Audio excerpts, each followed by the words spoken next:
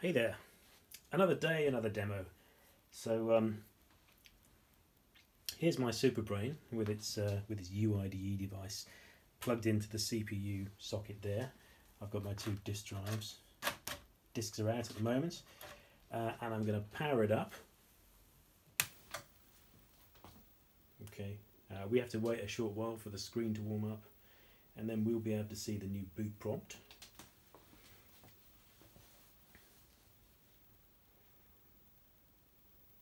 So the boot prompt is saying you press F to boot from the floppy disk or any other key to boot from the uIDE device. So just to demonstrate, it is an ordinary Superbrain, and if I press F it boots from the floppy, and then I can see the usual stuff on the floppy disk. Actually this is a bit empty. Perhaps if I look at B, it might look a bit more familiar. So you've got the usual stuff: load, stat, submit, commit, format, and other stuff. Okay, we cannot access the uIDE drive at the moment because I've booted into the floppy system. So this is in fact the standard CompuStar Model 30 BIOS. It doesn't know anything about the uIDE device. Now inside this this ROM chip, there is a boot code for the uIDE. So if I press the two reset keys, take us back to the boot prompt. Now instead of pressing F, I'm going to press any other key, use the space bar I guess. And you see the activity light, the green activity light on the uIDE comes up, and you have a different BIOS prompt. This is the Superbrain QD plus uIDE BIOS version 0.6, which is the current version that I'm trying to demonstrate here. And you might have noticed there was no access to either of the two floppy drives. So the way this is working at the moment is I have a map which I demonstrated in one of the previous videos, which has been set up to map one of the uIDE partitions to drive A. And the reason I need to do this is because the CPM BDOS makes certain assumptions about what drive A is. In fact, when it starts up, the BDOS will scan drive A looking for files. So it logs drive A automatically, and that is hard coded in the BDOS. So whilst I could change that in the BDOS, and I probably will, at the moment I've had to change my map, my IDE map, to say that an IDE partition occupies drive A, and that's why the machine will boot completely from the IDE device without accessing A. Now that doesn't mean to say I can't access any of the floppy drives. I can, and so the setup is now, I have the boot partition is now drive A. It doesn't have to be the boot partition, but you know, this particular setup is maps like this, and then drives B and C are the first floppy disk and the second floppy disk respectively, and then we have drives D and E, which are the second and third partitions on the uIDE device. So in use, this thing just works like you'd expect it to work. I can show you everything on the device. In actual fact, this is a copy of what was on drive B, and there's nothing else on here. If I want to access the floppies, of course, B is this one. Whoops. So you can see it's logging it now, and then there's that little short directory stuff with some test programs in it. On C, that's drive, what used to be drive B, so it's drive 1, and that's 0 and that's 1. So on C it will show this one. So now it's logging this disk, and now of course I can do the dir, and that's the stuff that we showed before. And then we've got E, and that starts getting more interesting. So the stuff on this image is partially, or rather my uIDE drive is partially a copy of the N8VEM hard disk image. So you find stuff on E, which is interesting. So what is this? I can't remember. Let's just have a look at the catalogue.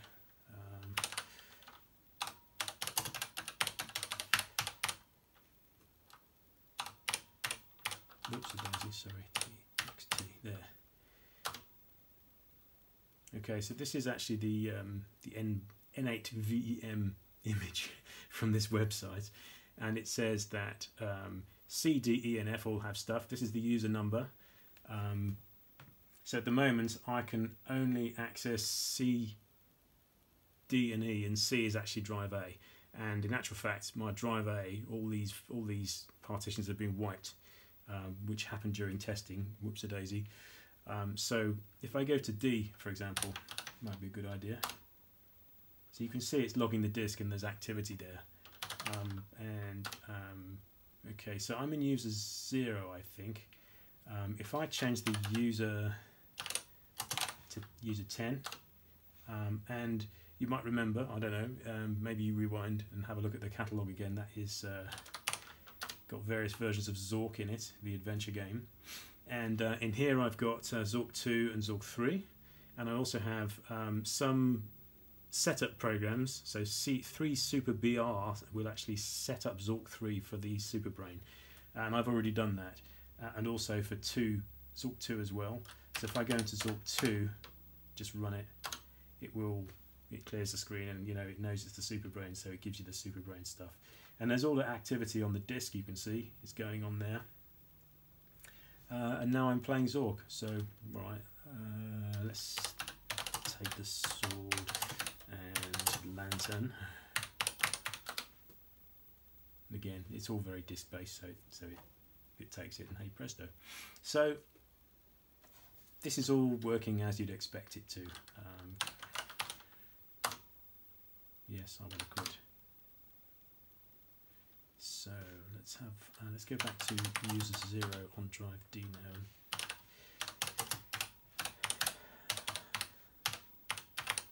Have another look at the catalogue, which is copied to all user zeros. What have I got? Supersoft, C-Link, Qterm, Crosstalk, Games, Old Utils. I'm just trying to think of something interesting to look at here. Maybe Aztec C on drive E. So let's have a look at E, and then go to user 2 and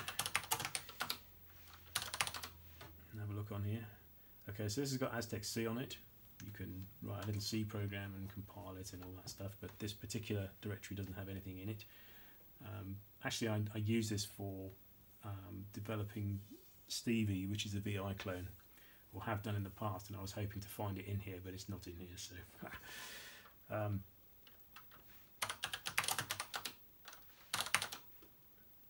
alright, so here we are in user 0 of drive E. Actually, what I'm going to do is go to user 1. I don't know if I've got let's just check. So what I want to do is demonstrate some copying from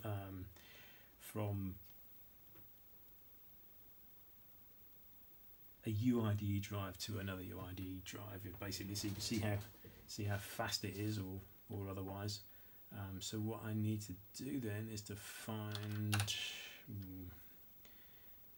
I need to find a copy of pip on a let's go to A.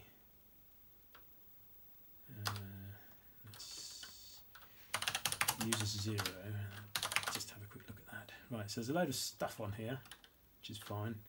Let's have a look at E now. Oops, darn it. It's because I'm typing at an angle.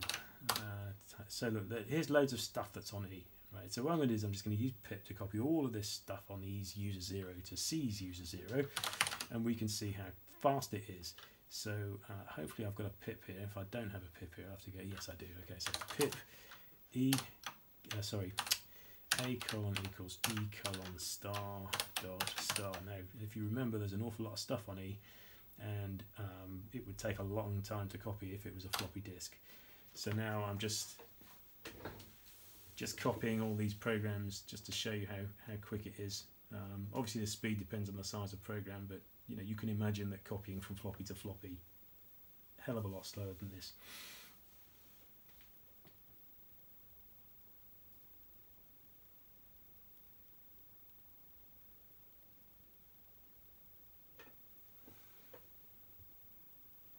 By the way, the flickering screen is an artifact of the phone I'm using to record this.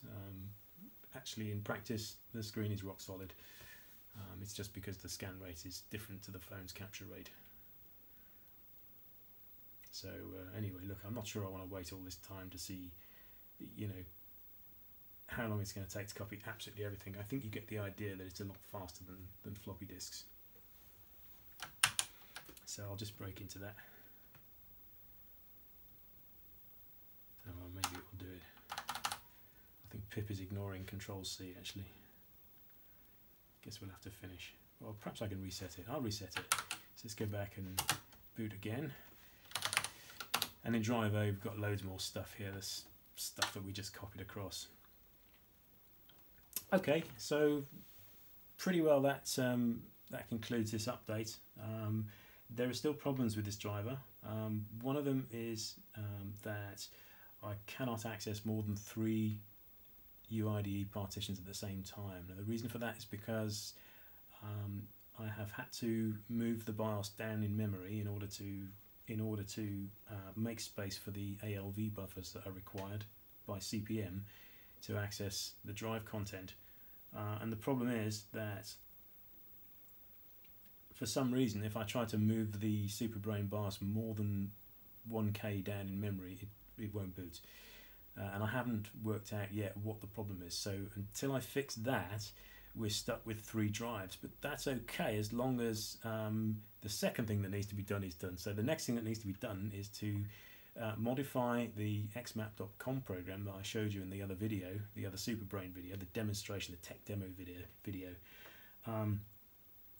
so that it is reading and writing to the boot track rather than the xdriver.com file, and also that it is reading and writing to the driver map that's stored in the BIOS as opposed to where it is stored for the tech demo, because they're not the same locations.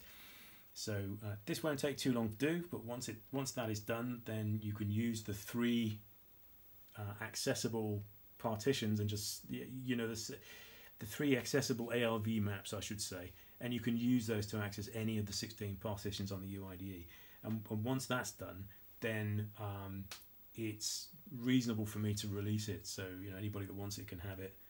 You'll have to buy a uIDE card from me, probably a DOM and probably a Z80 shim, and you'll need to make up one of these little cables, which is just a 40 to 40 way IDC cable, such as you'd find in an old PC's IDE drive. You know, there's something that connects a PC motherboard to an IDE drive.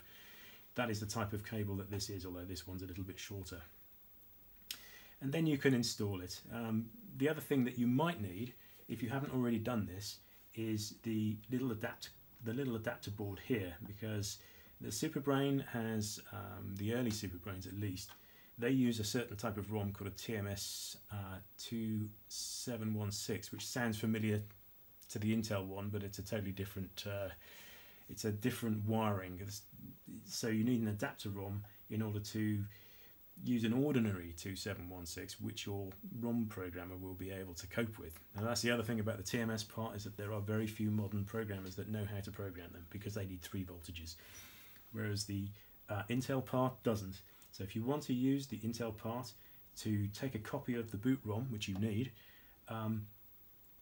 you're going to need the adapter. Now I know that some of you have already modified your motherboards to take the other, to take the Intel part, and if that's the case, then you don't need the adapter, and you can just blow another 2716 with my modified boot ROM, and away you go. You'll have it, and it'll all be working fine.